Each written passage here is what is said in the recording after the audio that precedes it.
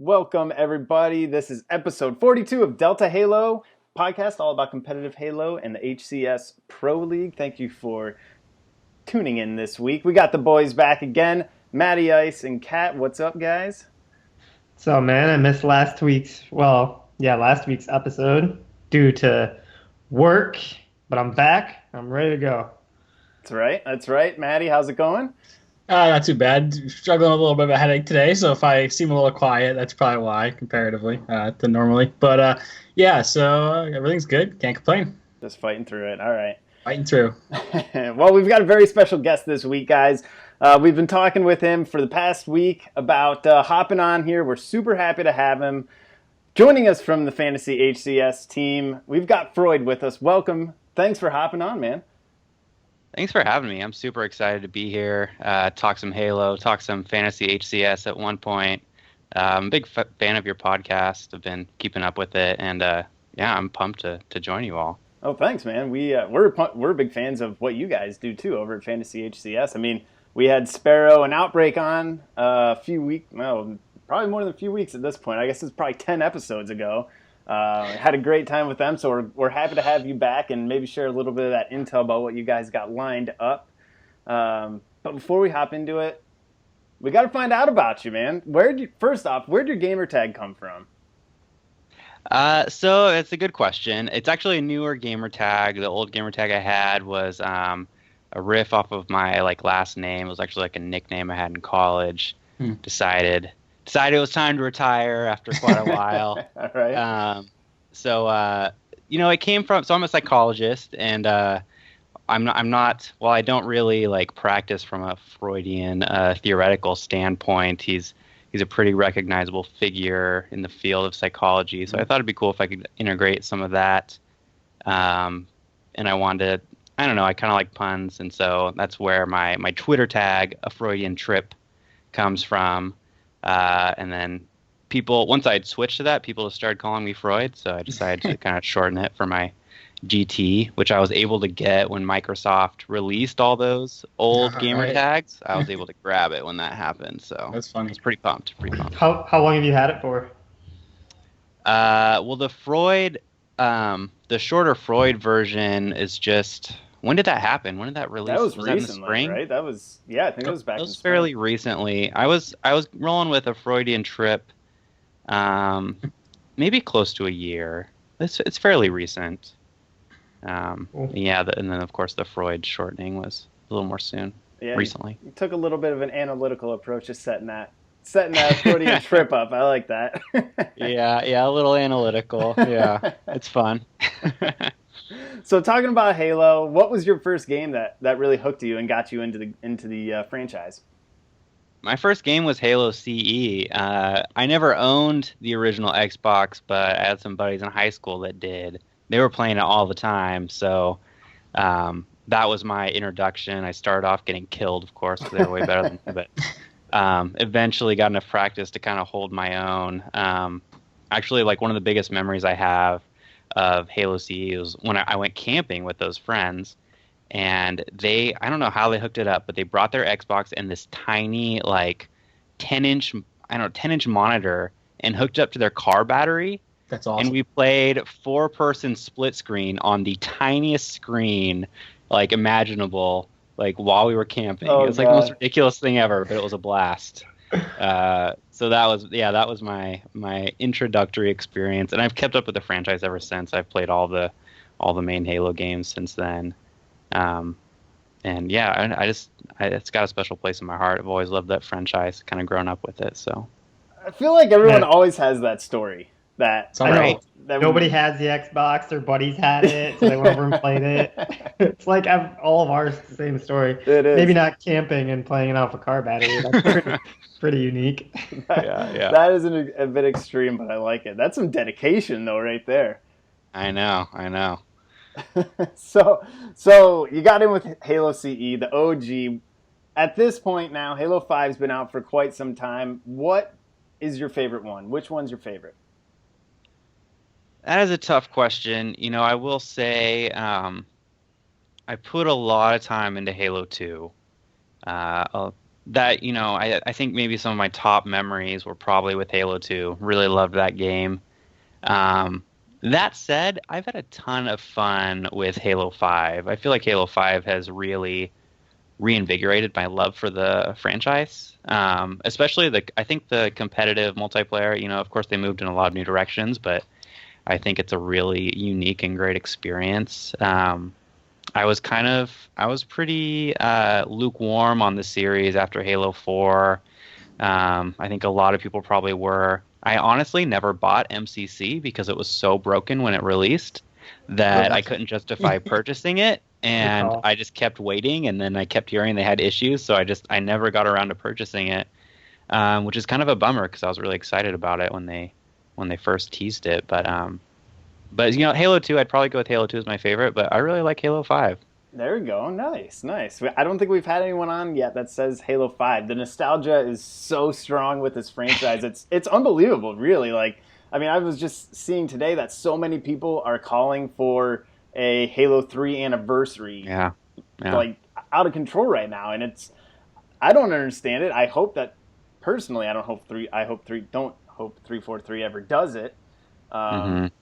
Just for the sake of Halo 5, because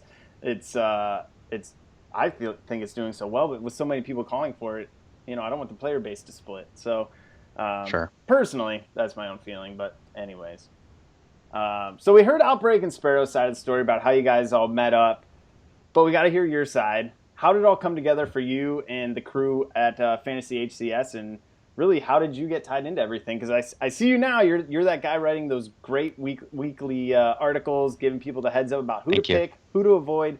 I absolutely look forward to those each week, so keep that one up. Thank you. But other than that, how'd you get into it? It's probably a similar story from what you heard, but it really is it's almost improbable. I feel like I'm making up the story that it just meeting basic internet strangers. So I can't remember if Sparrow mentioned this. Sparrow and I are college buddies, and so we've got that connection.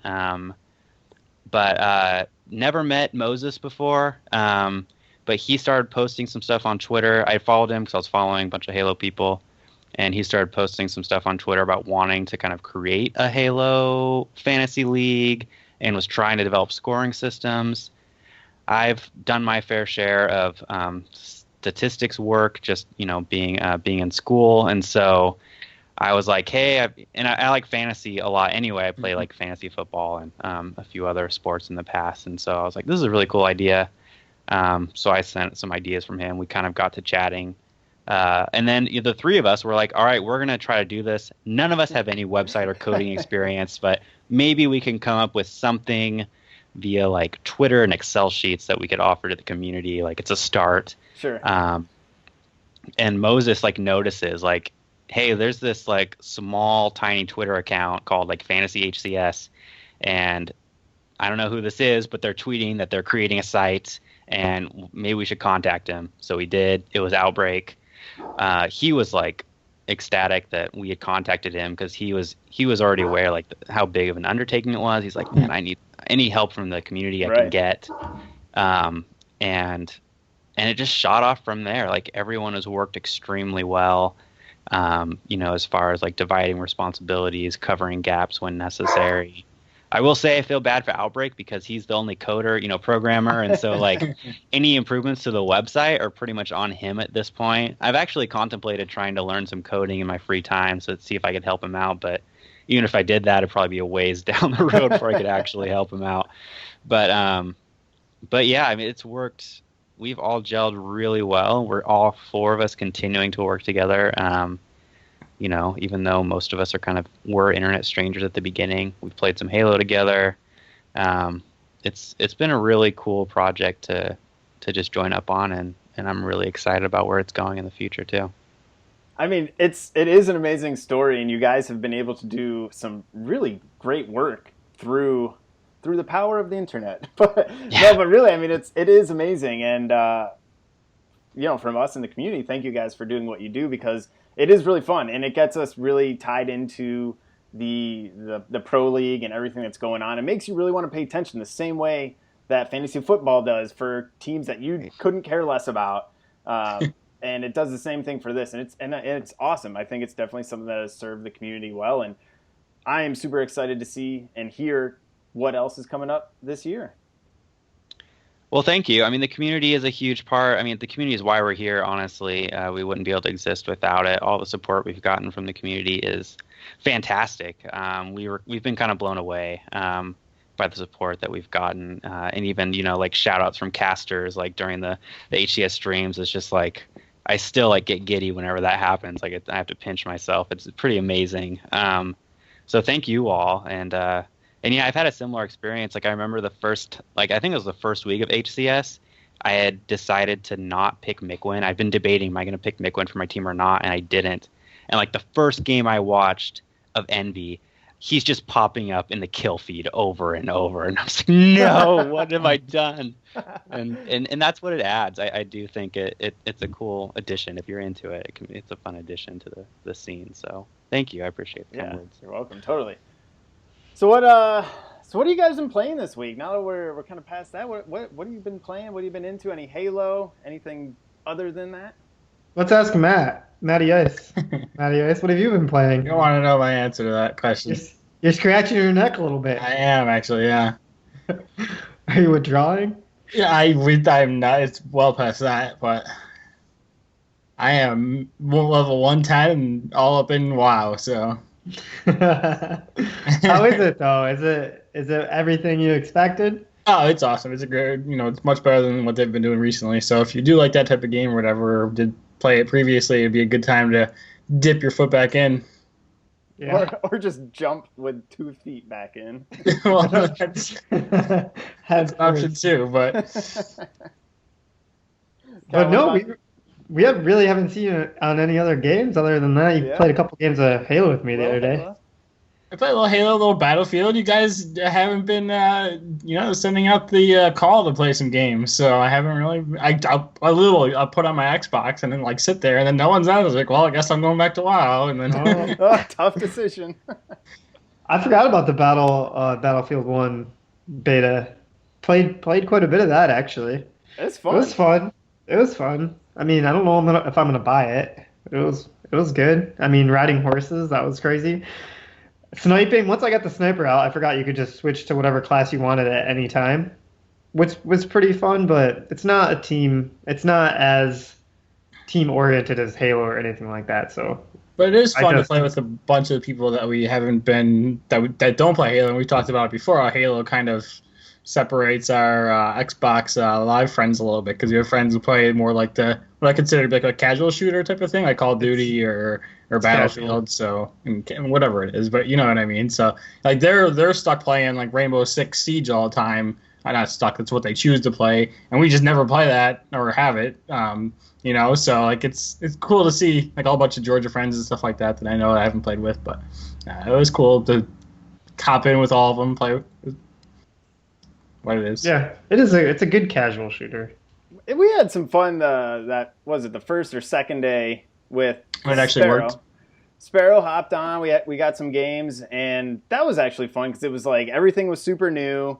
We tried to play as a team. We made a Custer's Last Stand at one of the last telegraphs, which was pretty cool. But I mean, other than that, it's again, it goes back to the scale of everything. It's so hard to play as a team.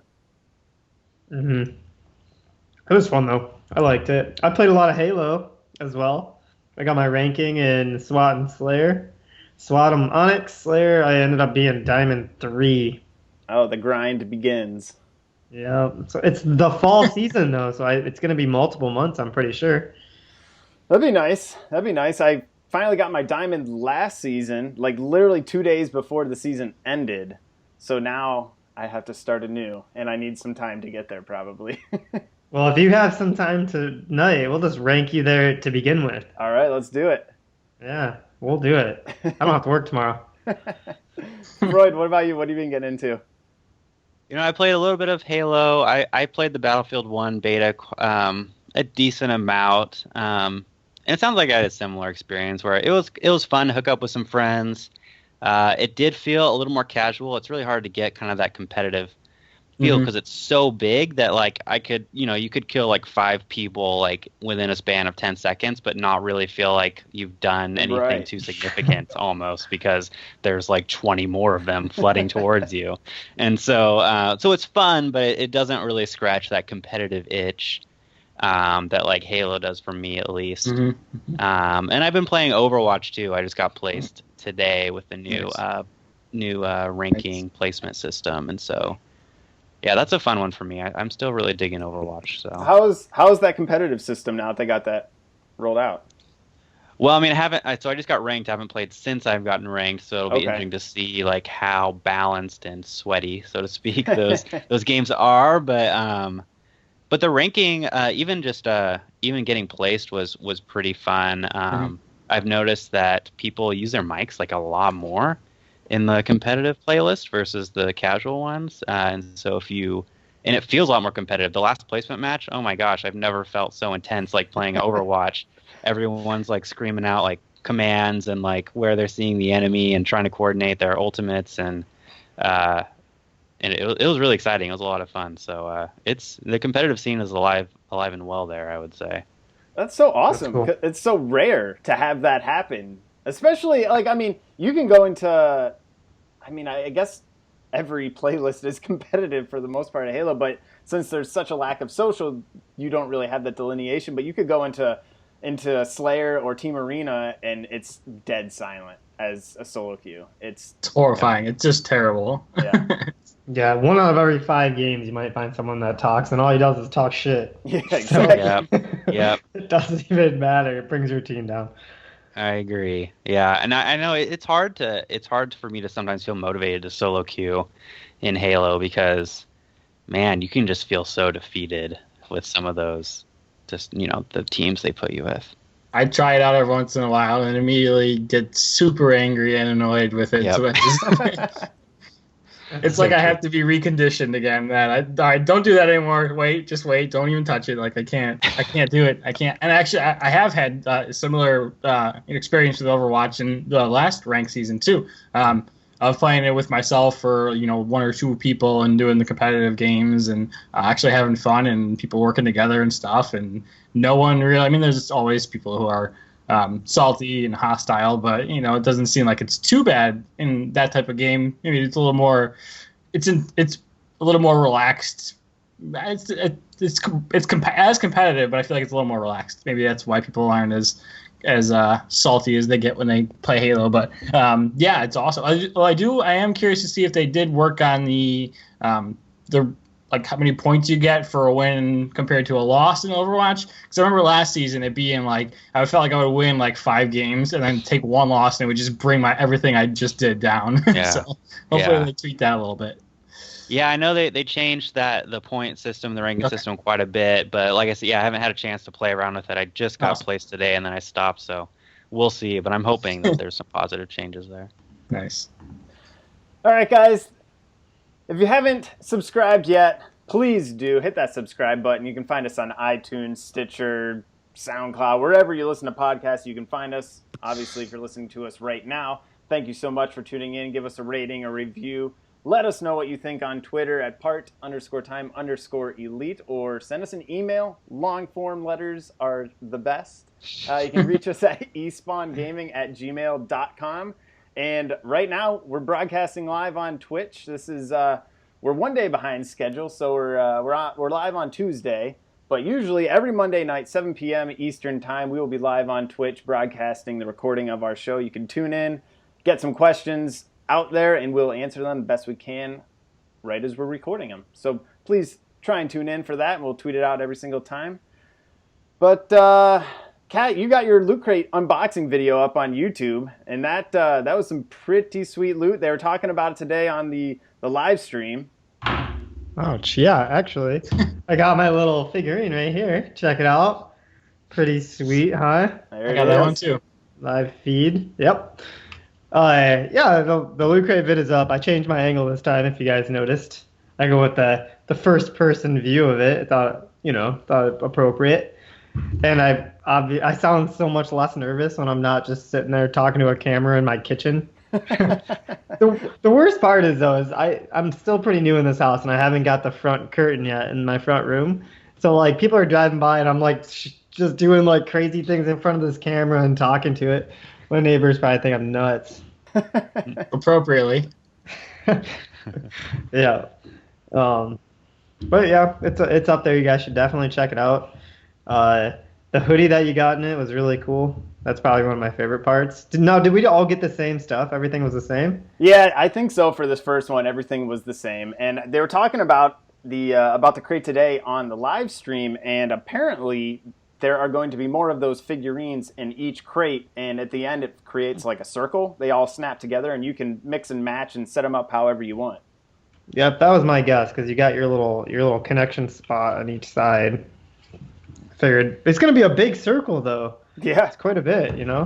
Where am I gonna put it? It's gonna be a battle. You gotta show that thing off. I'm gonna put it around the Christmas tree like a train. Nice. It's gonna be awesome. Nice. Do it. Yeah.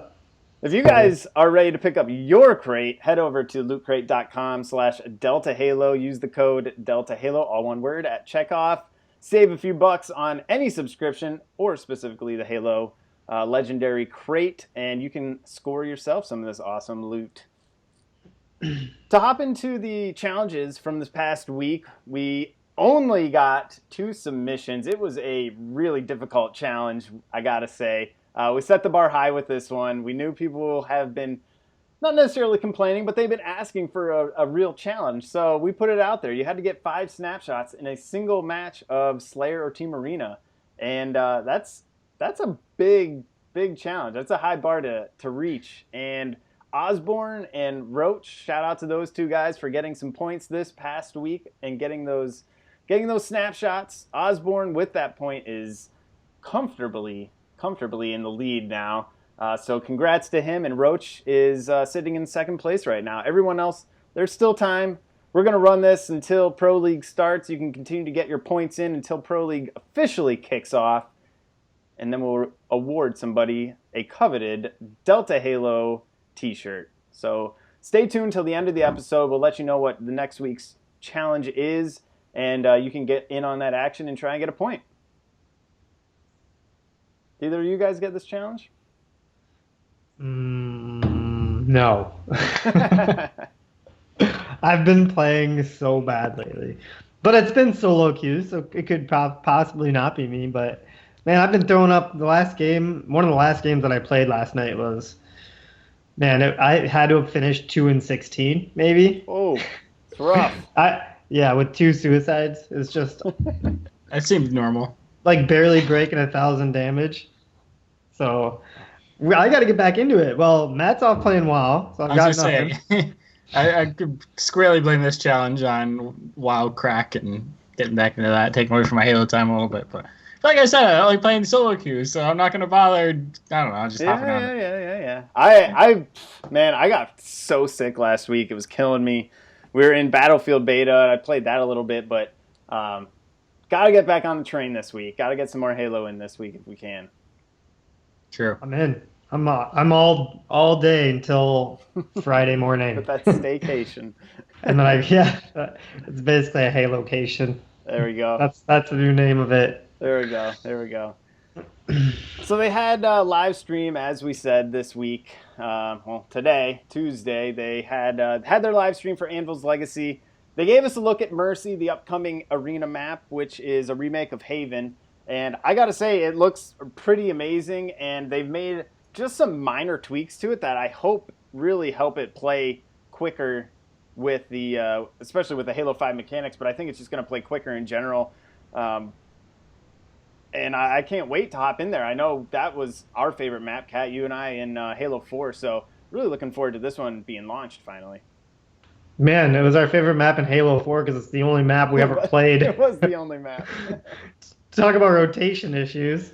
Yeah. I thought that was the only map that game had. Yeah. It's the only one I can remember. Me too. Were you into any of the Halo 4 matchmaking, Freud? I know you were soured on it, but I mean, I played it. I played it a decent amount, and I remember liking that map quite a bit. But Oh man, I'll be honest. I feel like I blocked so much of that just out of my memory, or I'm maybe they're the same way repressed. about I that. should say. That's probably a But good move. but I'm super excited about this map getting remade and released. Like Halo 5 desperately needs a good new map. Like, I mean, it's almost like a running joke that all their DLC arena maps are not well made and not usable in like the competitive scene, which kind of sucks because I feel like competitive scene could really use a solid new map to play on, and so I'm hopeful that this will be the one. It kind of sucks it has to be a remake for that to potentially work, but still, I'm pretty excited about it. Yeah, fingers crossed on this one because Molten, Overgrowth, I don't even know, Riptide, the list goes on and on with some of those just unplayable things they've put out. Yeah. They have a new map too that I've been playing. It just popped up randomly the last couple days. I can't remember the freaking name of it though. It's a really small map. It's super fun. Do you hear about another map releasing in the last couple days? Well, there's another one in the rotation that hasn't been in there. It's got it almost felt like that temple-looking Halo, double team community map when they had the community doubles and it had like the temples. It was really like white and Oh like, yeah, gold yeah. tops. White Cell. Yeah, that one. White Cell's out. Yeah, white cell. That's it. See, I just had to explain the Yeah, color. so that that was a Forge made map. Yeah, that's a good map, man. I've been Yeah. playing that one. It's fun. Is that an arena? They Yeah, it's they an arena. literally just released it maybe a week ago, 2 weeks ago. And they threw it in like ranked Slayer. It's not just in a preview list. It's actually in the playlist. Yeah. Nice. I mean, the weird Took me thing by is, surprise. it's awesome, but again, it goes back to it was made by a forger. I don't know. Could go on and on for hours about this one, but anyways, let's hop into the topics this week. We know you guys really enjoyed the format from last week's episode that MattyIce did, so we're going back to it again. We've got 3 topics to throw at you. We're going to start off at the top with the first one, and then have a little discussion, go from there. So, topic 1. Since rosters locked, since roster mania calmed down for the Pro League, we never talked about what these rosters looked like, and we got to do it before the Pro League kicks off. We got to do a little preview here, run down through the rosters, and I got to hear you guys' thoughts about the moves and your favorites moving into Season 2 here in the fall of Halo Pro League. So starting off at the top, CLG has not changed, no surprise there. Enigma 6, Kratos and Boobadooboo sticking together. You got Stellar and Suspector joining up with those two on E6, so that's going to be a solid squad. We've got Team Envyus with Mikwin, Pistola, Snipe Down, and Hook. Team Liquid with Commonly, Penguin, Spartan, and Rain. Evil Geniuses with Roy, Lunchbox, Ninja, and Victory X. Team Allegiance with Contra, Predevinator, Falcated, and Shooter. Team Luminosity, who is new to the Halo scene, they just picked up a squad that was kind of off on their own, made up of Eco, Denoxide, Nated, and L-Town. And then we've got, of course, Optic Gaming coming in at the end here with Maniac, Ace, APG, and they picked up Hines. So guys, right off the top, Freud, gonna go over to you. Who sticks out to you right now with these moves that have been made? Well, I mean, the team everyone's talking about right now is Team Envyus. They had a strong season last year, but they are going for the kill this year. They're not messing around. They went and sniped basically 2 of the top slayers in the league right now from EG and E6, which is, of course, Snipe Down and Hook. I mean, it's hard to imagine what this team might be capable of, and I don't know if you guys have been following scrims at all. We actually got a preview of what it might entail because they took down CLG in their unstreamed scrim. I don't know if you guys followed all the drama that ensued from that. There was some salt. Yeah, there was a lot of salt. But it's the first team to beat them in a scrim since, I don't know, like January or February, something crazy. And so It's a huge deal, even if it was a practice matchup. And they've got the most potential, so they're gonna stick out immediately to me. The other team that I'm excited, I don't know quite what to expect from them, but I'm super excited to have Luminosity as an organization join HCS, and I'm super pumped to watch Nated in Pro League. You know, Nated is such a huge personality. I think him being in the Pro League is going to add so much, regardless of how well the team does. And I'm excited to watch him. I'm excited to potentially put him on my fantasy team. And so that org is pretty exciting as well for me. Sgt Bobcat is so pumped Nated's back. I threw a little party when it was announced over there. I was pumped. Man, no, but Envyus, we had an episode a while back when we were just having fun making like our God Squad, and that was my God Squad. Like that's who I picked on the team. Who could have been traded out with somebody else, but Mikwin Pistola sniped down, and then Hook is just like the cherry on top, really. I am so excited for that matchup. Hook be traded out. He's probably one of the most important, if not the most important person on the team. So, in my God Squad, though, I didn't really have him like set in there. I mentioned putting him in there, but he wasn't my absolute. But I actually had Kratos in there, which would have been not as good. No, yeah, definitely not. No, it's all about Hook, man. Hook is the future. I don't know where this kid came from to just transfer over from Call of Duty at like age 16 or whatever, and he has taken the Halo scene by storm. It's incredible to watch. And I mean, geez, the future is so bright for him. I'm surprised they broke up the duo, Hook and Boo Boo. They're probably upset. They're probably sick of you mispronouncing their names and combining them together the whole time. Yeah, and everybody else that probably did it. It is. I was surprised, to be honest, because that was kind of like the storyline going into last season was, oh, Boo Boo and Hook stuck together, like this is a huge deal, and then one season down the drain they finished second place, and that's it. And he gets poached and goes over to Envyus. So it's interesting. It's interesting. I think Hook maybe isn't like we're talking about like both of them being kind of like the young guns coming in onto the scene. Last year, I think Hook's just a little further along in development and is at like elite status right now, or maybe Boo Boo Doo Boo's not and needs to grow a little more type of thing. I mean, it could be something like that. I mean, Hook's just an absolute beast. He really is. I'm super excited for Envyus. I can't wait to see what they can do. Obviously, with the CLG stuff and taking down in scrims and then it blowing up and Lethal looking like a giant douche out of it. It's already getting interesting, and we'll see what happens. But I'm super excited for that.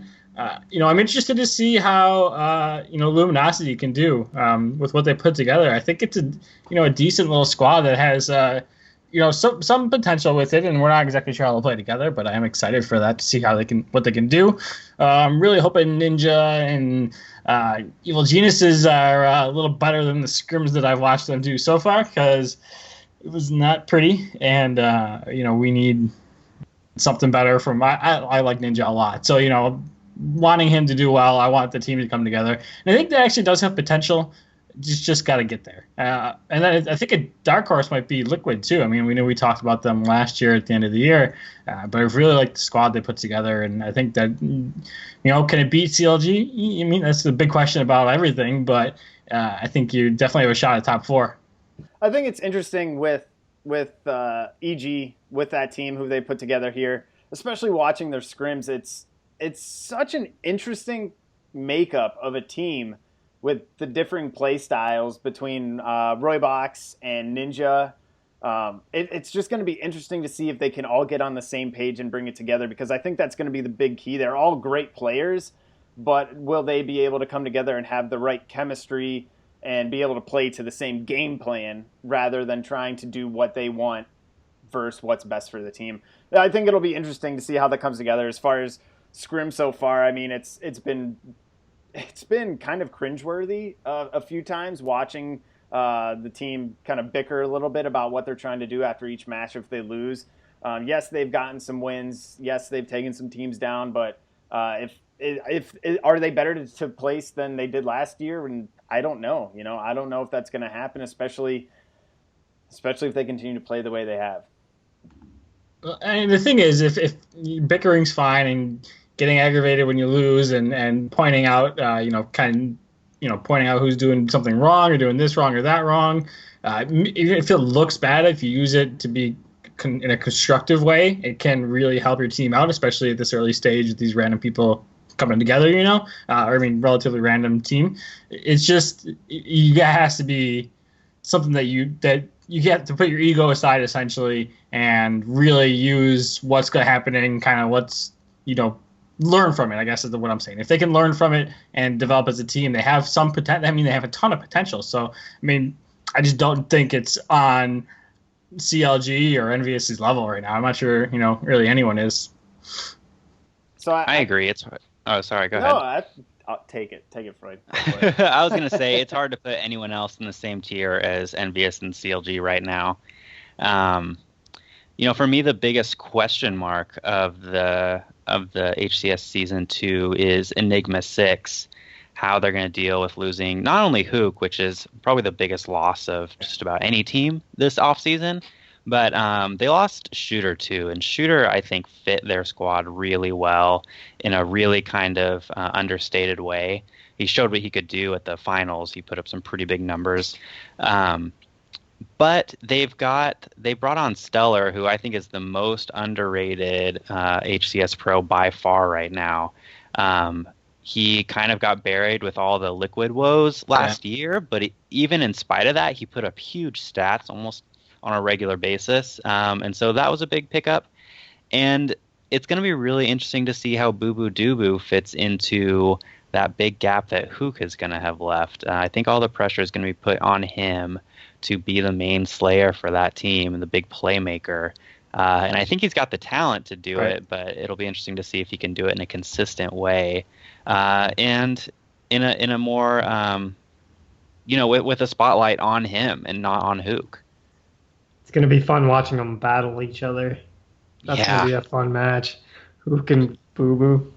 It will. Yeah. So, you made a great point there, Freud, about Shooter. He definitely fit that E6 team very well, and it took him a lot of the season to really start being one of those, finding the spotlight, I guess. He always played very steadily throughout the season, but as you said in the finals there, he played incredible. He was one of the best players on that squad towards the end of the season.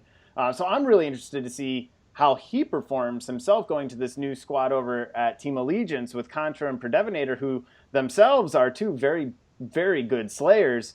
Bringing on the new kid, Falcated, and then Shooter slotting in there. So this, again, a totally new comp team here. I have no idea what to expect from these guys. Yeah, I'm with you. I have no idea what to expect from Allegiance at all. Especially Falcated, it's just a big unknown. He's made some waves in the AM scene, of course, but not on the pro level, and so. Contra likes to say he's got the best shot in the game. He can usually back it up. He's pretty skilled, and he and Predev have been a duo for a while. So, it's a team that's got promise, especially with Shooter joining them. I don't know quite what to expect. I think I'd probably put them in the bottom 4 of the league for this season too, but who knows? So we can't continue without talking about Optic Gaming, the green wall over there. I don't know how they hung on, by the skin of their teeth in relegation to stay in Pro League. We've got Flamesword saying his team will never be in relegation position again after this past season. So with the addition of Hines, we saw what he did for Allegiance towards the end of last season. He really brought a presence to that team that was needed, and they started to turn it around quite a bit there at the end. But is it enough to help an Optic Gaming squad that looked so lost for so much of last season? I don't know. Hines, Ace, ABT Maniac, I definitely put them still at the bottom. I just don't know. I don't see very much coming out of them. I know they've absolutely crushed the Call of Duty scene, though, right? Call of Duty side of it, I'm pretty sure they're crushing it over there. They're great. They're good esports organization for a lot of things, but I guess the the good thing is it's their start to this split is a lot better than it was last time, with all the turmoil and everything that happened. So getting off, even just for the players, you're just getting off on a more stable basis, just getting the season going, not having crazy stuff going down right before. That's going to be a boost for them. So we'll actually probably get a chance to see what they can do. Are they still probably the bottom team? Yeah, I would think so. I think they'll have a better record, though. So, put them in the bottom, maybe, but you're going to see more parity, I think, between 3 through 8. So, I think they get a couple more wins, but probably still end up in the bottom. That's kind of how I feel. That's exactly how I feel. I agree. I'm just glad to see him sticking around. The Halo Pro League without Optic would have been, it would have been missing. There would have been a hole, that the Green Wall brings quite a fan base with them, which I don't think you can necessarily say for many organizations in the Halo Pro League right now. Right. It's very tied to individual players, and I think that organization brings its own fan base, and I think that's great for Pro League itself. It's true. Optic Gaming. It's a huge name for Halo since the beginning, so I just can't believe they haven't used the pay to win strategy and just stack their team yet. You get the fan base that comes with the name. It's actually an interesting point to make. I think that Optic Gaming is such a huge name, and they've got so many resources resources and support that they can pour behind their players, that you would expect them to maybe draw some of these bigger names, like they drew Nated. And who knows exactly what happened with that whole situation blowing up, but I think it's one of the reasons why they were able to interest him probably in the first place to join their team. And you'd expect maybe that to be replicated for them to get some more bigger names, but I don't know what's going on with that team, honestly. I watched their Vision episodes on YouTube. It kind of gives you a cool behind the scenes of what's going on with their players, including the Halo players.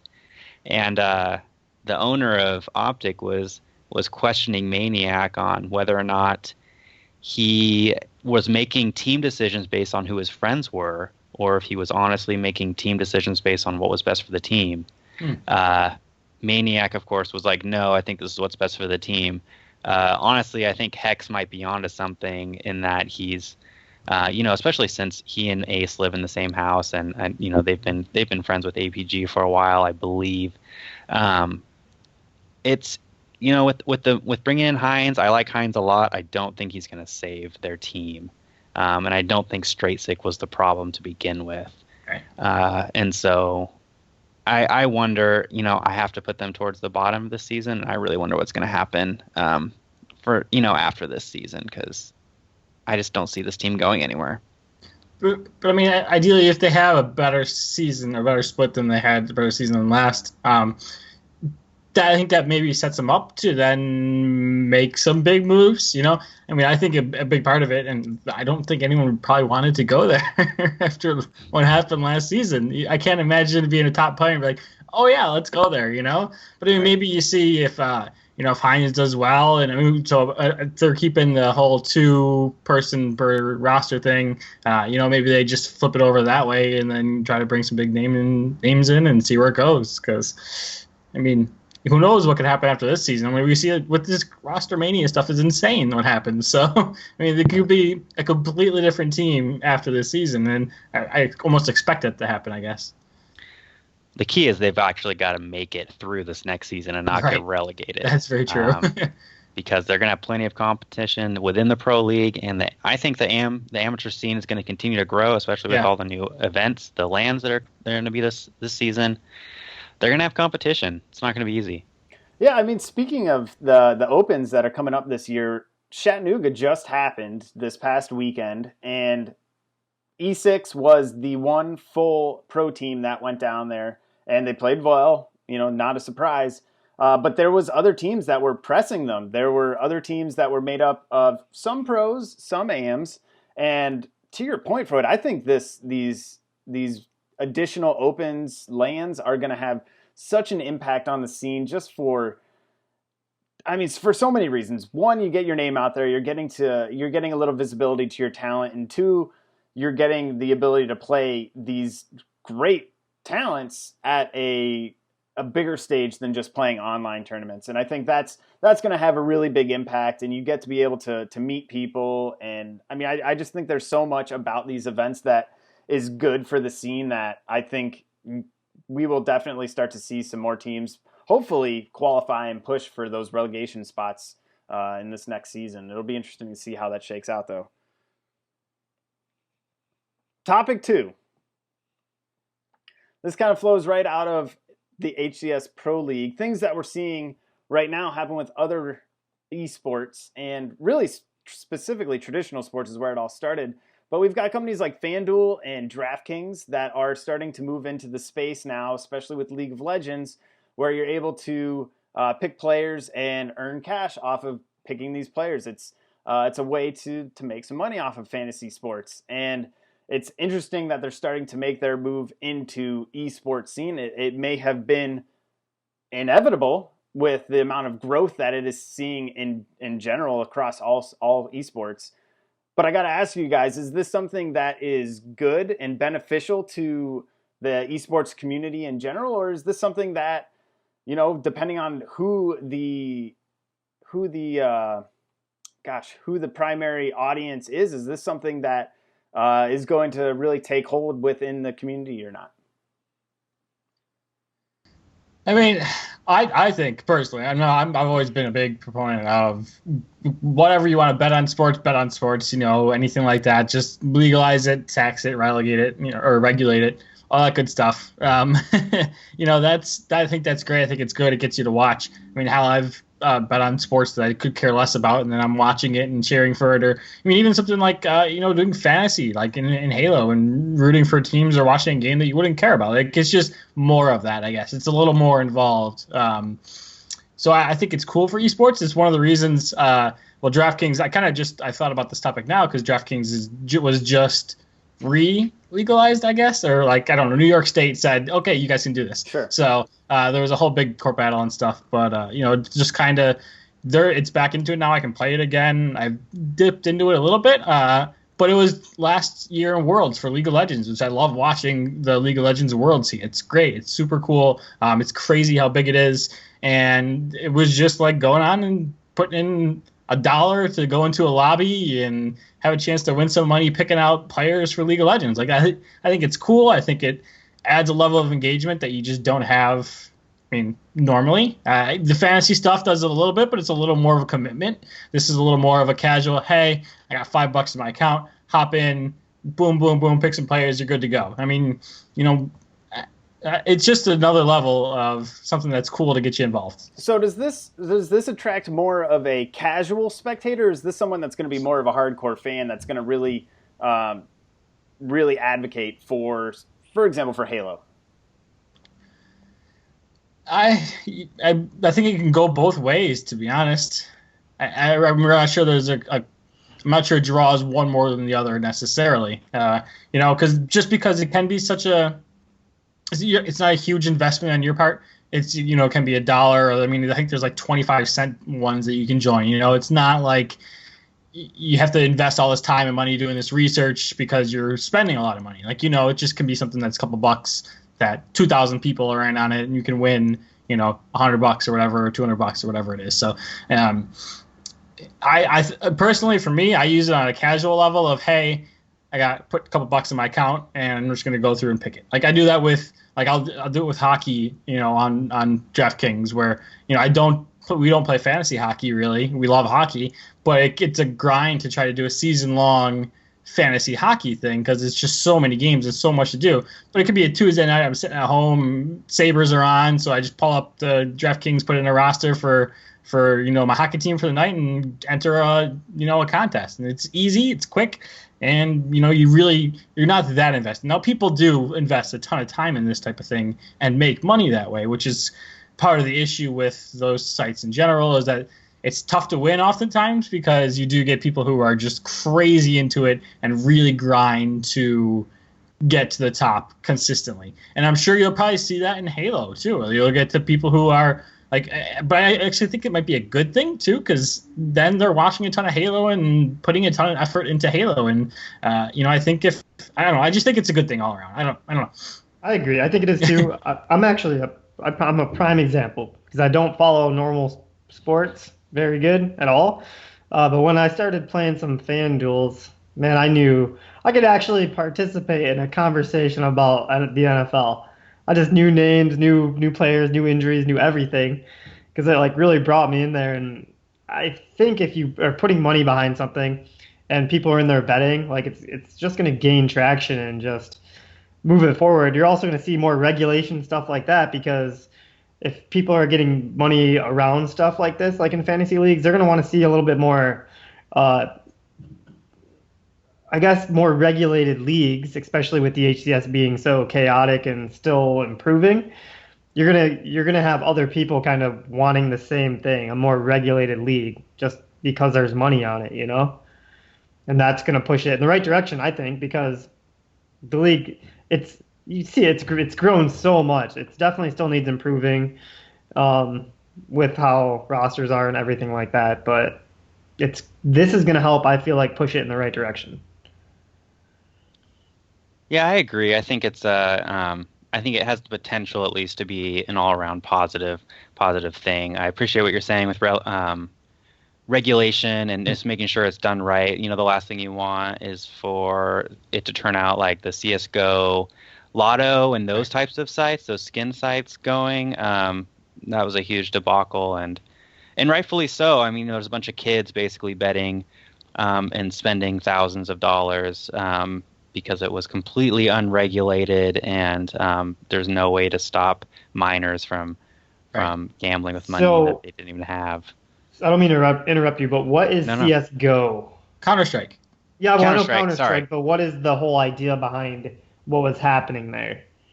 Because you guys were talking about it a little bit earlier, but I didn't really follow any of that. They were just betting. What pretty much it comes down to just betting money, essentially. But it's like a way of betting skins and stuff like that. But I mean, it's actual, like, it shows like a monetary value for this stuff too. You're betting like in-game items and stuff like that. Oh man, see, I'm all over that. You bring me, I would bet away all my items in Halo. I would be so broke.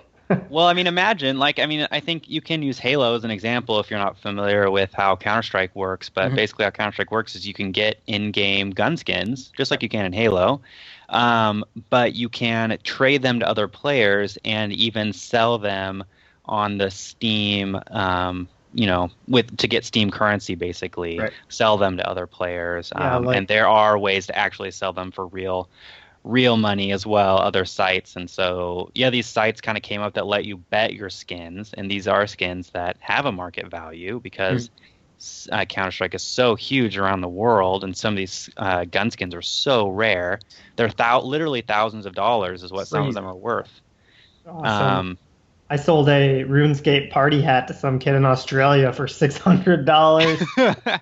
There you go. It's the same idea, and these sites just let you bet them, basically, with a chance to win even more rare skins. But there's no regulation, so you've got 13-year-olds betting thousands of dollars worth of skins potentially, which is not legal. That's probably not good. But the whole idea behind that, man, I support it 110%. Well, so like here's where I think like something like DraftKings getting into esports is a good thing.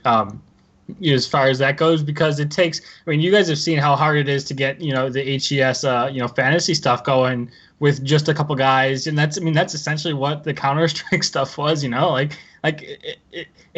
it's crazy that there would be so much money involved with that. So, definitely when you look at regulation, safety of, like you said, minors, everything like that, I think that's where having a bigger site like that comes into it.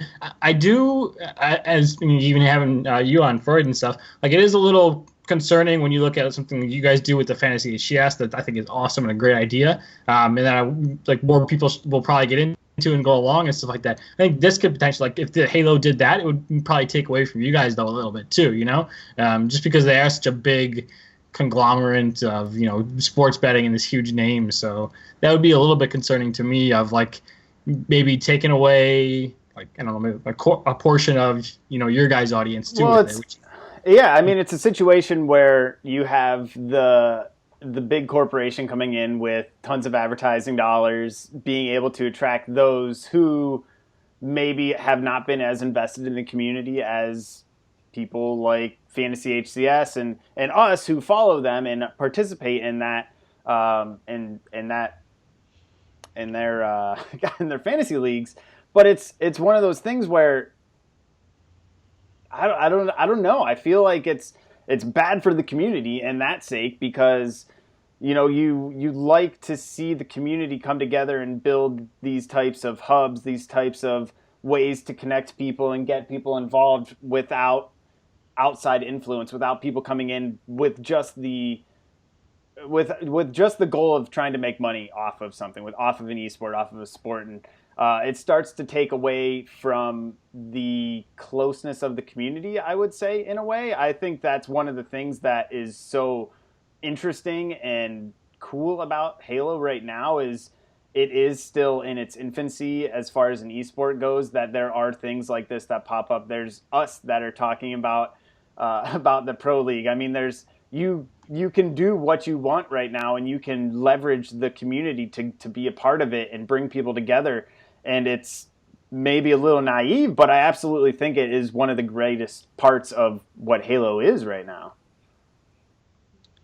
I agree. I mean, one of our biggest goals when we formed was that we wanted to just be a part of the community and serve the community. And I'm not going to lie, the thought has crossed my mind that if some big organization decided they wanted to set up some kind of fantasy betting, like for Halo, if Halo ever got that big, that could like spell trouble for us as far as what we've tried to build. I mean, I can't ignore that possibility.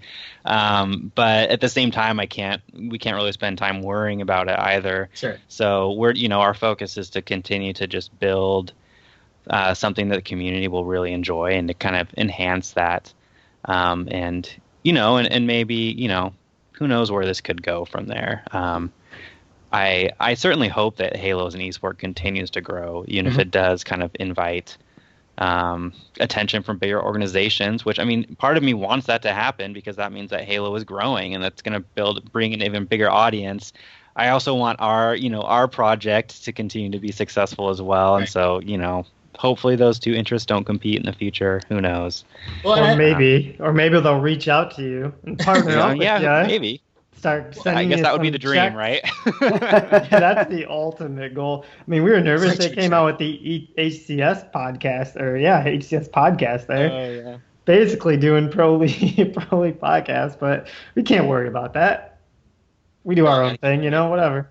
And I think with something like someone like a big betting site like DraftKings and stuff like that will only come into Halo. That would mean Halo makes a huge leap in growth, which would be awesome. And I think that the only way that would happen too was if they saw like something like your guys' project growing consistently. Like I feel like if they like, hey, let's get into Halo, it would be because Fantasy HCS is getting bigger and bigger and bigger, and they see that there's a market for it. Yeah, there needs to be that opportunity. I don't think they're just going to be like, yeah, let's get Halo. Like I would feel like it would have to be like somewhere that they would like have seen that it works, through like your guys, So that could be a positive. So no, you can't just throw a party and expect people to show up. Right. Yeah, exactly. So would 343 have to like work with DraftKings in order for it to set up like that, or can DraftKings just go out there and just do it? I don't know, to be honest. That's the big question. It's the race for 343 support. They should just give it to you guys, and then scrub DraftKings. That would be so awesome. I don't know, honestly. I mean, we've stayed in contact and had the support of 343 so far, but we're also pretty small. There's nothing like. And there's no money involved either on our part. So once money gets involved, that can change everything. And so it's hard to say. Yeah. Topic 3. This actually flows right into topic 3, what we've just been talking about. So it's great. So topic 3, we didn't have you on just to talk about everything else. We want to hear all about Fantasy HCS, what you guys have going on right now, what you're excited about for for this upcoming season. And if you have any cool little bits of intel you want to drop on us, we would like that too. Well, I appreciate that. Thanks again for having me on to talk about all this, but especially Fantasy HCS. We're all really excited about season 2. I think this season's going to be bigger than the last one, just for the pro scene in general, with the orgs that are involved, the pros and the team makeups. I don't think it's going to be the CLG show. I hope it's not the CLG show the whole season. We've got reason to believe that that's not the case. And so from the Fantasy HCS side, we've been working on some things behind the scenes. I can't share everything because some of it is still work in progress, and we're not in the business of making promises that we can't necessarily keep. Good point. One feature that I know has been requested that I can say will be launching with season 2 is private leagues and private password protected leagues. Nice. And so that was a big thing. I know a lot of the pros wanted to have their own kind of private league. But, as you know, if you participated last season, once you created a league, it was automatically open to anyone else that wanted to join. And so made it harder to kind of keep that experience a little more private. Say if you've got a group of friends that you want to participate kind of just between you and your buddies. And so we're hoping to set up for either the pros to set up or for us to set up on our own some pro-specific leagues, and which might be really fun for the community to kind of follow, which pros are picking who and how are they competing amongst each other. And then, of course, private leagues will be open for everyone.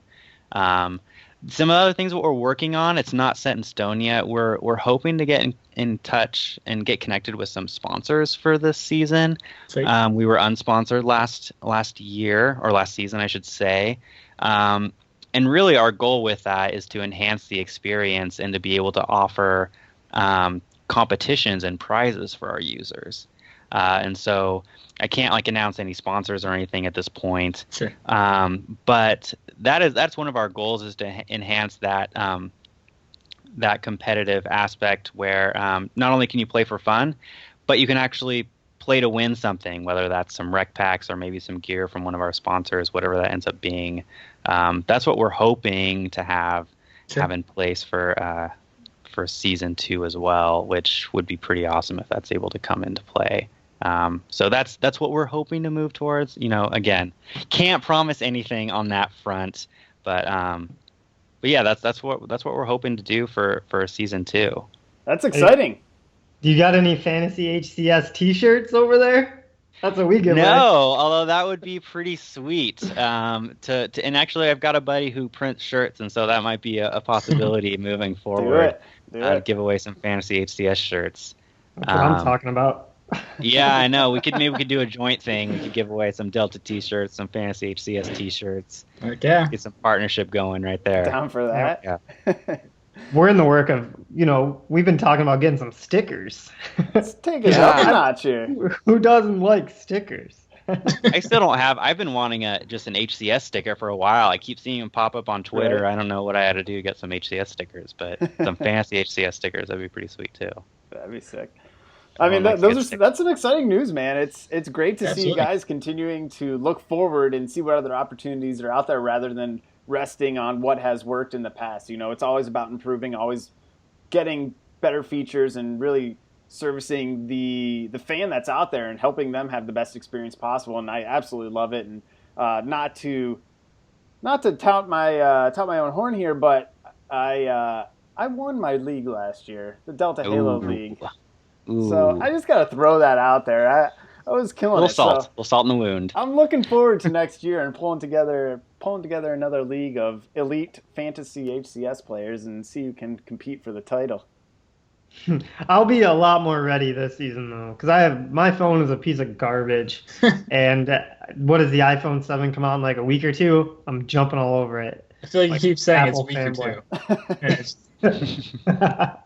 Well, it's. I feel like it is about a week or two, legitimately now. So I'll be ready to go. I never use my computer for anything like that. I won't even bring my Twitter up on my computer. I don't know why. I just don't like to, or Facebook or anything like that. You sound old right now. No, it's actually just because my computer sucks. That sucks too. If Well, I jump and- on this, oh, sorry. Go ahead. We all talk No, about I it. was just gonna say, and our hope, our goal and focus for this season is to really improve kind of the user experience. Okay. So that's even if and the mobile users are on our radar, by the way, and so, but private leagues is a part of that, and there's some other like user experiences on the site that we really want to improve. And then after that, who knows? One of my personal goals is to see if we can maybe implement a more pick'em weekly style type thing, something that you would see on kind of DraftKings, where there are like kind of like salary or money amounts, right? You've got a certain budget, so you can't just kind of pick whoever you want. But that'd be a ways off, but that's something that we're hoping to maybe aim for. But for this season, we really want to get the user experience enhanced as much as possible. And especially within those leagues, give you guys a little bit more freedom to kind of build the experience and enjoy it. I know you that'd be guys. cool. I know you guys have been working on it a lot because I feel I was sending Outbreak some DMs every once in a while. I'd be like, "Hey, what do you think about this idea? What do you think about this idea?" And he'd be like, "Yeah, we're working on that. Come on, like, what do you expect?" No, I love that. Like, please, like, continue to send us ideas. And if anyone's listening to this podcast, which of course lots of people are listening to this podcast, I would hope, like, please send us, send the Fantasy HCS Twitter some DMs or just tweet at us if you've got any ideas. We love hearing and getting feedback from the community, and we listen and we integrate it. It gives us a great idea of where to go for the future. So. And I'm super excited. Like, just the fact that you guys are getting that, and like you've had the reaction maybe that you kind of were hoping for, that we think that is something that we wanted to do as far as something like this goes. We were super pumped about it. We love fantasy stuff. Like when we heard about it and started looking into it a little more, I was like, oh wow, that like this is a thing. Like, well, holy crap, this is awesome. And so like the fact that you're going forward with it, even continuing into next season, is awesome and huge. And and making improvements with it, it shows that there is the people that do want to do this. And I'm excited that Halo, I mean, it's another thing to add to the sense of community with Halo. Like kind of said, like you guys said, was one of your goals, and I think it's awesome. I'm excited for next season, and taking down Lokes this time is going to be glorious. So. It's not gonna happen. It's not gonna happen. We'll see. So Freud, Gauntlet is thrown. Let everybody know where they can find you, get in contact with you, and also Fantasy HCS. I know you mentioned it a little bit there, but send out every handle that you got. So I'm on Twitter. I don't always post a ton. I'm trying to get better at that, but I'm on it every day. My Twitter handle is at a Freudian trip, and so that's a Freud IAN trip. And then I also every once in a while I stream, and that's also twitch.tv / a Freudian trip. It's a little infrequent, but I do that for fun sometimes if you want to watch me fail at video games. And then you should definitely follow, if you don't already, Fantasy HCS on Twitter, and that's at Fantasy HCS. And our website is fantasyhcs.com, and so that's pretty easy to type in. You can do that now if you want to check it out. You can check out the season 1 stats are still up for all the pro players. If you want to see who was at the top of the fantasy game, so to speak, for last season, start trying to figure out who you want to pick for your team this upcoming season. That all those stats are still up there, and you can check out the site as it is at fantasyhcs.com. Cool. We'll have all those details down in the show notes and description there. So if you guys missed any of it, make sure to check it out there. Before we go, we gotta break down the new challenge here for you guys. Last week was tough. It was the 5 snapshots. We decided to turn the dial down a little bit, give you guys a little bit of an easier time. So for this week's challenge, you have to get 3 assassinations in a single game of Slayer or Team Slayer. Make sure you take a screenshot of that post-game Carnage report. Send it to us on Xbox Live, Twitter, or email. Let us know that you achieved it, and you'll get yourself a shiny new point that contributes or that goes towards winning a DeltaHalo t-shirt. So get 3 assassinations and you'll have a chance to do it. So get out there, get playing some Halo, and make sure you take those screenshots. Guys, any final thoughts before we sign off here? No, it was a fun episode, Freud. Thanks for making it out. It's definitely awesome to get a 4th on the show. I'm just glad to be back after missing last week. Absolutely hate missing episodes, especially when it's for work. But I'm gonna be anybody that's on Twitch right now. I'll definitely be playing some Halo after this. So if you guys are on there, hit me up. Yeah, thanks for having me, guys. It's been a blast. I love talking Halo, and I mean everything we've talked about has been a lot of fun. It's been great getting to chat with you three. Really love the podcast. I hope you guys keep going with it. It's a great addition to the community. And I love your challenges too. I haven't had the chance to participate in any of them recently. You gotta get in there. I have to admit, I was last week I was listening to your podcast and I'm like, this is going to be the week. And then you said 5 snapshots, and I'm like, nope, that is not. I don't know who actually. I think you said a few people actually did get that, which is like I don't even know how they pulled that off. Like if they're just like camping the sniper spawn every Slayer game, just like snapshotting the crap out of everyone. I'm super impressed, but maybe this week will be the week it feels a little bit more doable. But this is your time. I love it's my time. Yeah, I love the podcast. Thanks for all you guys do for the community. It's pretty great. If anyone's listening and you haven't subscribed yet, please subscribe to these guys. They're great, and they've been putting out great content for a while. I'm excited for next week's episode already. Jeez, man, what episode are we on? Like this is 42. 42? That's right. Yeah, okay. we're like 10 away from the year mark. Yeah. We've been talking about some crazy things, but we'll have more details the closer we get. Yeah, we're throwing some Intel. ideas around. Yeah, we're throwing some ideas around. We'll have something good for that one. I don't think we'll be getting wasted because that episode was crazy. Yeah, I don't know. Repeating episode 21 is a good idea. That goes down in history right there. That was a good one. Thank you guys for tuning into this episode. Thanks again, Freud, for hopping on. You are welcome back anytime. Guys, we'll catch you next week. Thanks for tuning in. Thanks, guys.